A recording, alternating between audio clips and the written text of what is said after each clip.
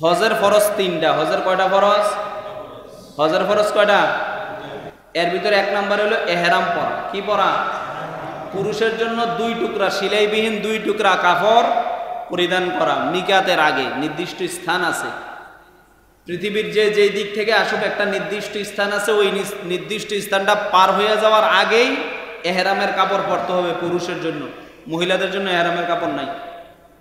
মহিলাদের জন্য একটা শর্ত, হজ করার জন্য, সফর করার জন্য মুসাফির হয় 48 মাইল দূর গেলে নিজের অবস্থান থেকে, নিজের বাড়ি থেকে, নিজের অবস্থান থেকে 48 মাইল দূরে 15 দিনের নিয়ত কম কইরা কেউ যদি যায় তাহলে তারে বলা হয় মুসাফির। তারে কি বলে? মহিলাদের জন্য মুসাফির হওয়ার শর্ত হইল তার সাথে মাহারিম পুরুষ, যাদের সাথে তার বিবাহ হারাম, ছেলে হোক, স্বামী হোক, ভাই হোক, মেয়ের জামাই হোক, নাতি হোক, যাদের সাথে বিবাহ তাদের জন্য হারাম। এরকম মাহারাম পুরুষ সাথে নিয়ে সফর করতে হবে। বাংলাদেশ থেকে গেলে 6000 কিলোমিটার দূরে আরব, মক্কা শরীফ, মদিনা শরীফ। তা আপনি ওই জায়গায় যাইতে হইলে আপনার মাহারিম পুরুষ মহিলার জন্য শর্ত। কথা বুঝতে পারছেন? এহরামের কাপড় পরে আপনি যখন আল্লাহর ঘর তাওয়াফ করার উদ্দেশ্যে এহরাম পরে ফেলছেন, তখন আপনি তালবিয়া পড়তে হবে। কি পড়তে হবে? তালবিয়া। বলেন কি?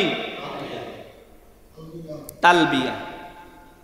তালবিয়াটা হলো লাব্বাইক আল্লাহুম্মা লাব্বাইক। পারেন সবাই? পড়েন লাব্বাইক আল্লাহুম্মা লাব্বাইক, লাব্বাইক লা শারিকা লাকা লাব্বাইক, ইন্নাল হামদা ওয়ান নি'মাতা লাকা ওয়াল মুলক লা শারিকা লাক, লাব্বাইক আল্লাহুম্মা লাব্বাইক। সুবহানাল্লাহ।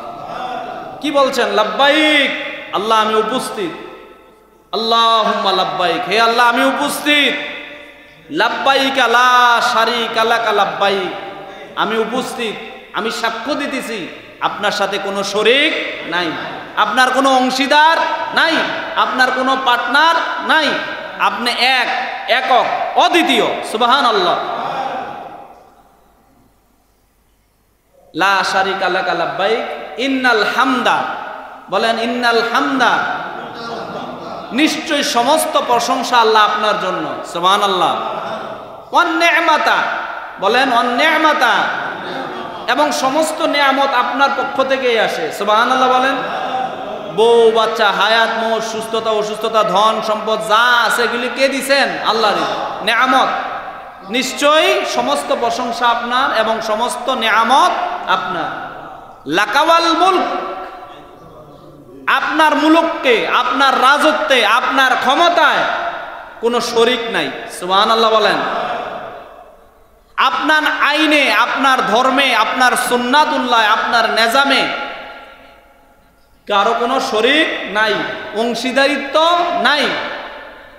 সুবহানাল্লাহ।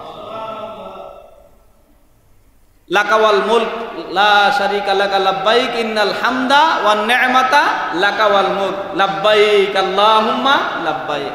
আল্লাহ আমি উপস্থিত, আমি উপস্থিত, আমি হাজির। কানজুল উম্মালের এক হাদিস শরীফের কিতাব আছে, ওই কিতাবে আল্লাহ রাসূল সাল্লাল্লাহু আলাইহি ওয়াসাল্লাম বলেন, যাদের অর্থ সম্পদ হালাল না, হারাম টাকায় হজ করতে গেছে, এরকম মানুষ আছে না? বহুত, সংখ্যায় অনেক। সারা জীবন সুদ, ঘুষ, অন্যায়, অপরাধ, নাফরমানি করছে, সুদের টাকা দিয়া এহরামের কাপড় কিনছে, সুদের টাকা দিয়া হজে গেছে, এখন যাইয়া কি কয়? লাব্বাইক আল্লাহুম্মা লাব্বাইক। হাদিসে আছে মক্কা শরীফের ফেরেশতা, আকাশের ফেরেশতারা বলে লা লাব্বাইক লা সাআদাইক, তোমার হাজিরা কবুল হয় না। হাজ্জুকা মারদুদুন ইলাইক, আল্লাহ তোমার হজ তোমারে ফেরত দিছে। বলে ইন্না লিল্লাহি ওয়া ইন্না ইলাইহি রাজিউন। ফিরে যাও, ফিরে যাও। আমাদের দেশের হাজী সাহেবরা কিছু ভুল করেন, সারা জীবন হজের নিয়ত করেন, আর হজের নিয়ত করা অবস্থায় সুদের চাকরি করেন, ওই সুদের টাকার বেতনের থেকে কিছু কিছু অংশ জমান। বলি নাউযুবিল্লাহ, হজ করার উদ্দেশ্যে। একটা মানুষের, একটা ইমানদারের সারা জীবনের কাঙ্ক্ষিত আশা কিন্তু এটাই, ইবাদতের ক্ষেত্রে যে আমি আল্লাহর ঘর দেখতে যাব, হজে যাব। বলি সুবহানাল্লাহ। এখন এই হজে যাইয়া আপনি যখন হাজিরা বললেন, হাজিরা আমি উপস্থিত আছি আল্লাহ, তখন মক্কা শরীফের ওই উপরের ফেরেশতারা বলে যে লা লাব্বাইক লা সাদাইক, তোমার হাজিরা কবুল হয় নাই, হাজ্জুকা মারদুদুন, আল্লাহ তোমার হজ তোমারে ফেরত দিয়েছেন, ইলাইক, ফিরে যাও ফিরে যাও। আপনি হজ কবুল হয়েছে না হয়েছে এটা তো আপনি নিজে একটা অনুভব করতে পারবেন, কারণ আপনার শর্ত যে দেওয়া আছে, শর্তগুলি যেমন হালাল টাকা হইতে হবে, ইমানদার হইতে হবে, নির্দিষ্ট সময় হইতে হবে, এই শর্তগুলির ভিতরে তো আপনি নিজে বুঝতেছেন আপনার টাকাটা কিসের, এটা কোন টাকা দিয়ে আপনি হজে গেছেন, কোন টাকা দিয়ে উমরাতে গেছেন।